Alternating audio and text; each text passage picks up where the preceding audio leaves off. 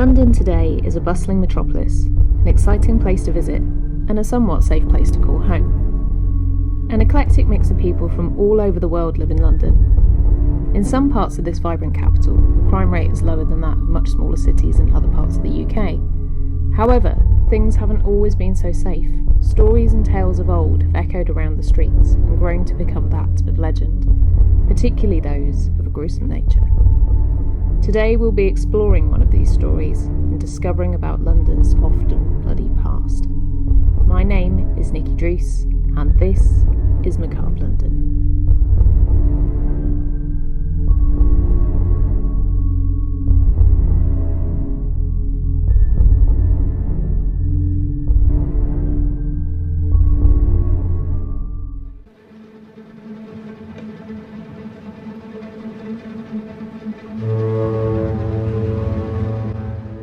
For anyone who suffered with mental illness in the Victorian times, there was often only three paths that would be laid out for you: end up in prison, end up on the street, or be locked inside an asylum, never to be discharged. For the Victorians, the mentally ill were an inconvenience, and in a time when your family could drop you off at the asylum saying you were not right in the head, you could be locked away for life on the basis of their diagnosis alone. Before the invention of the National Health Service, if your family could afford for you to be inside an asylum, then you would stay there.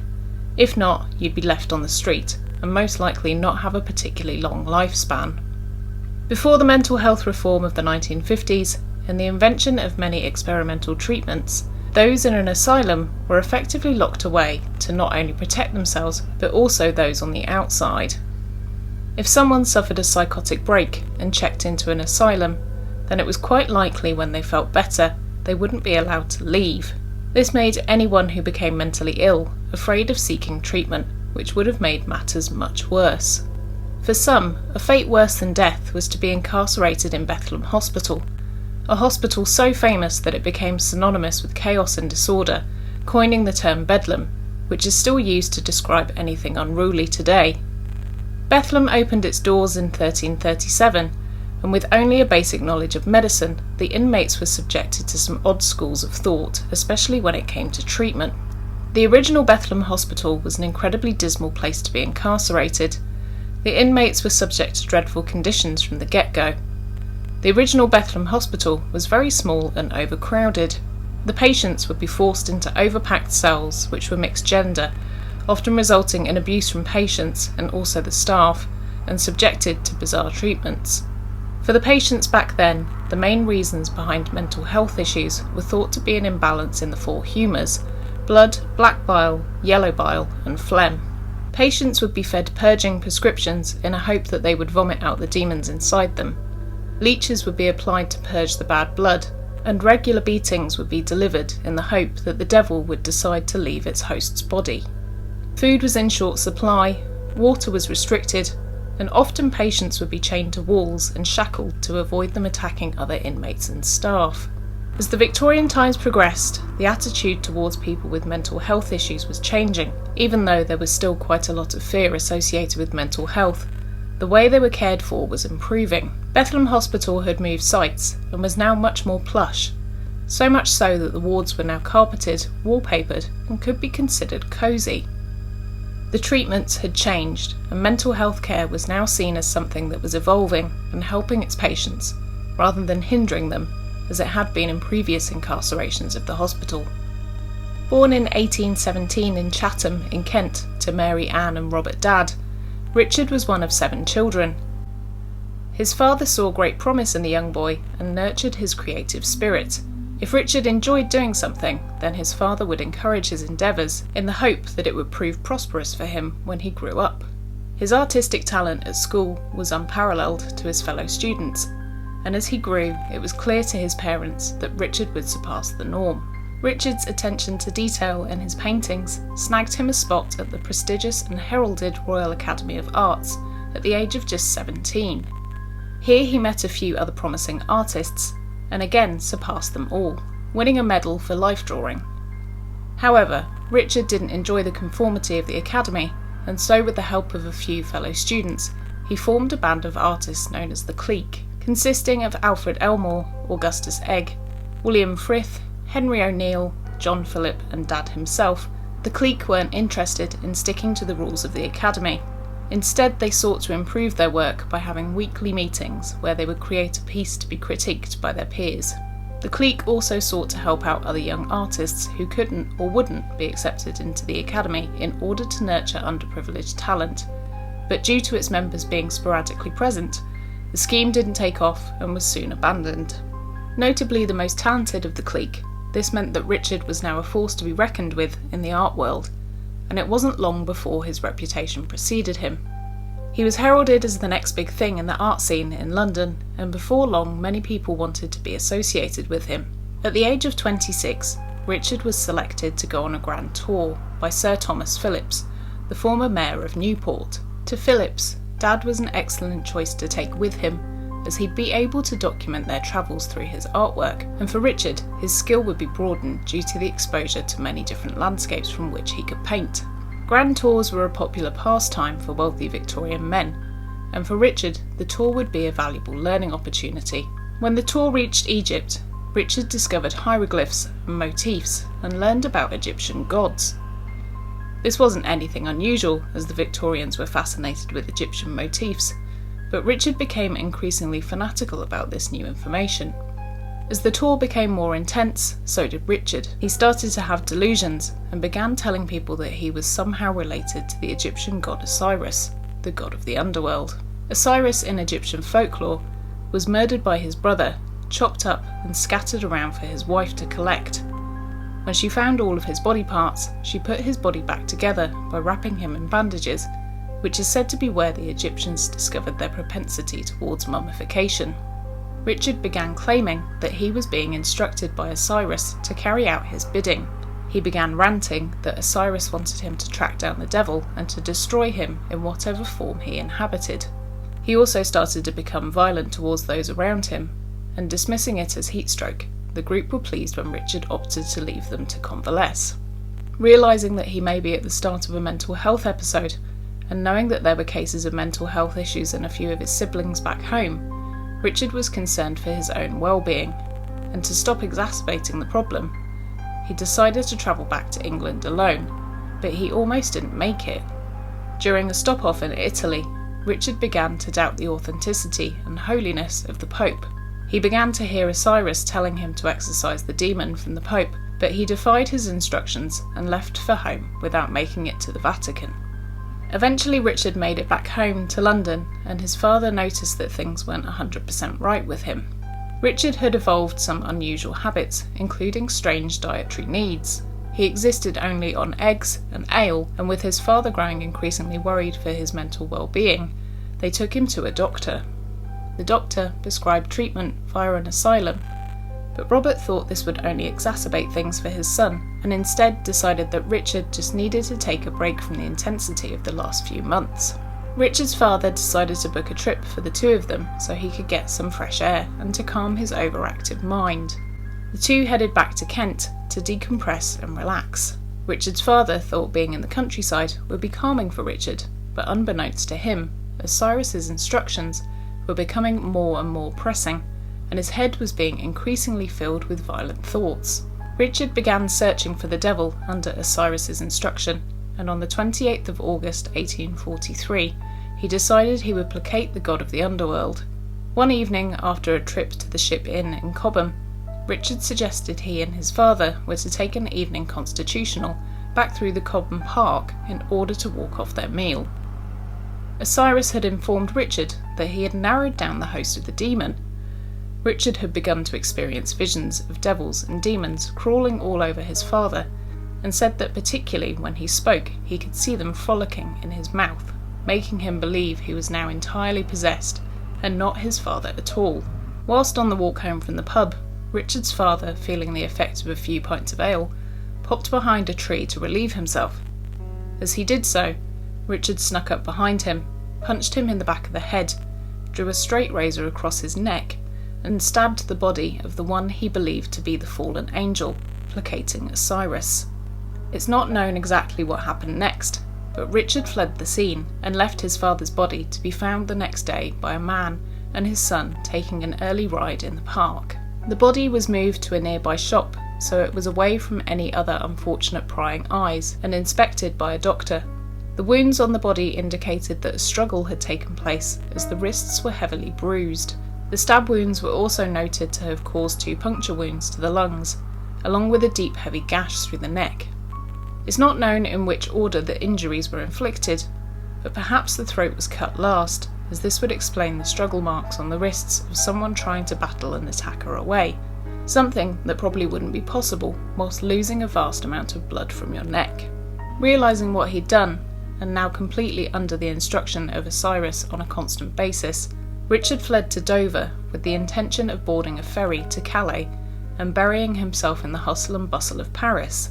Back in Cobham, the police were concerned for Richard's safety and thought that maybe he had been attacked and fled the scene and later died somewhere of his injuries.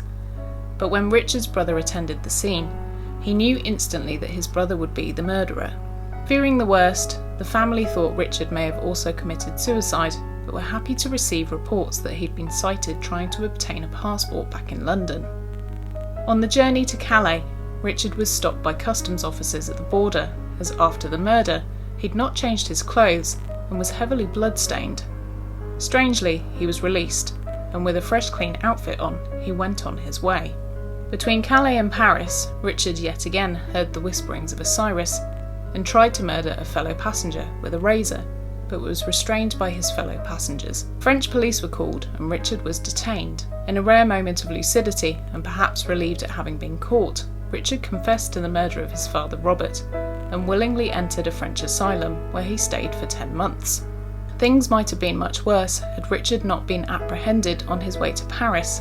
Amongst his belongings was found a list of names of people whom he'd been instructed to kill by the voice in his head.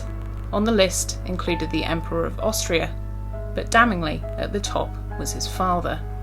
After an assessment from a French doctor, it was agreed that Richard was suffering from a disorder which he referred to as homicidal monomania, meaning in layman's terms that he was obsessed with murder, the origin of which was said to be the contributing factors of nervous exhaustion and heatstroke he experienced on the Grand Tour.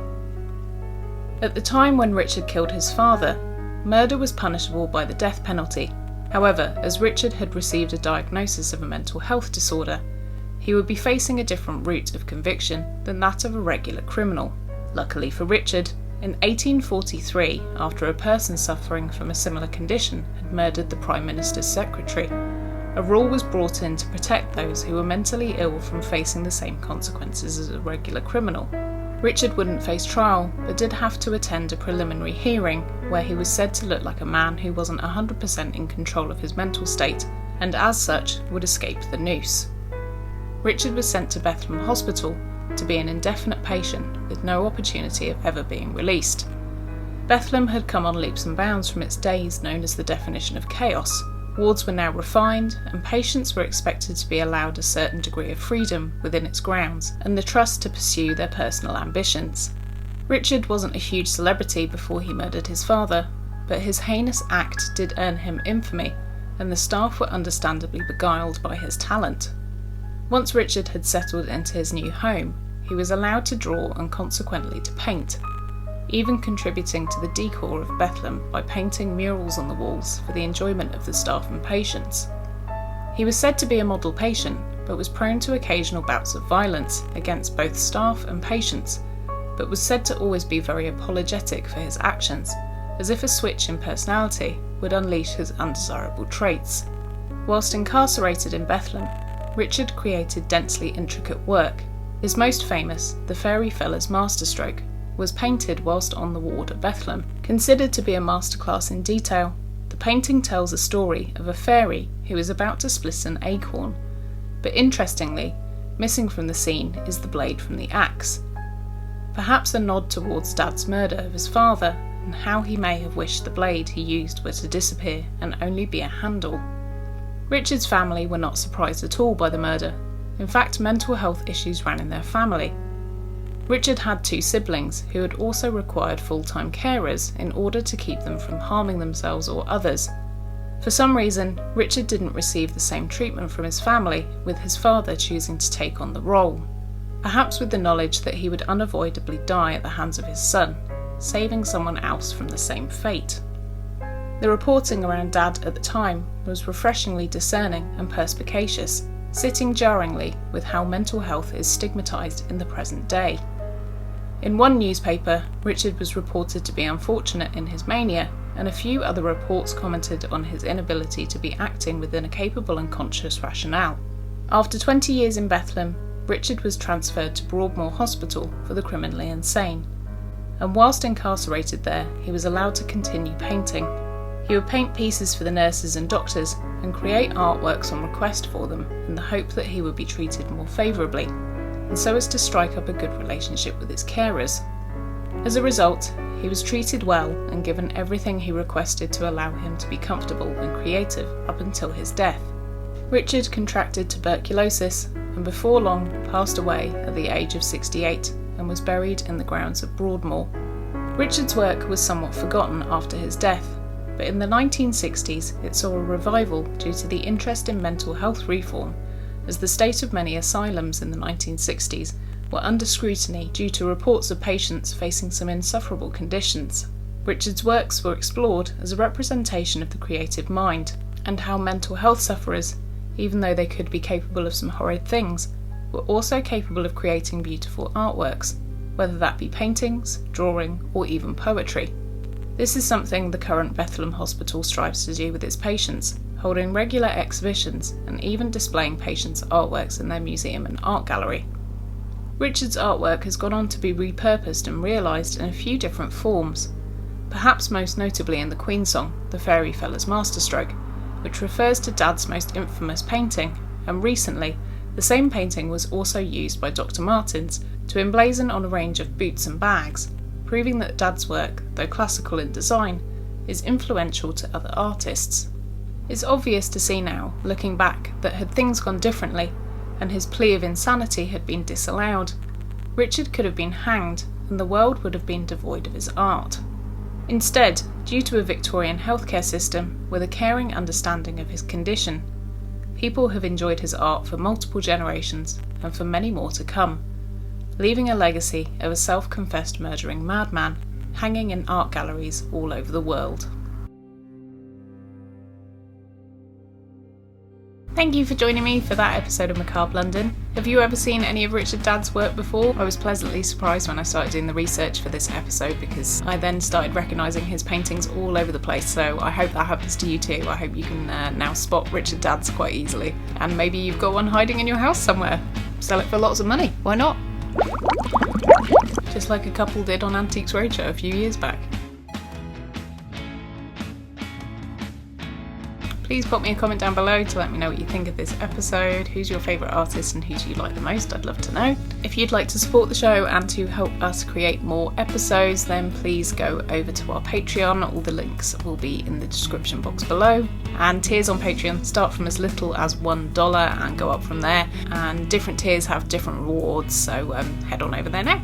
I also have an Amazon wishlist, so if you'd like to support the show by buying bits and pieces for me to use for research and also things to help me record, that would be really appreciated. And we also have a one-off PayPal donation button as well, so again, have a look in the description below, you'll see all the details for that.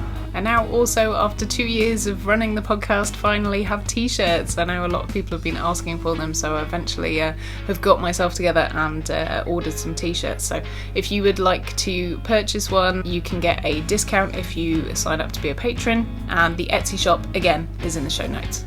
Don't forget to follow me on all my social media so you can keep up to date with what I'm doing outside of the show, and drop me a comment if you come and follow me, because I always follow back. Thank you so much for joining me for another macabre tale from London's past. I've been Nikki Druce, and I'll see you next time.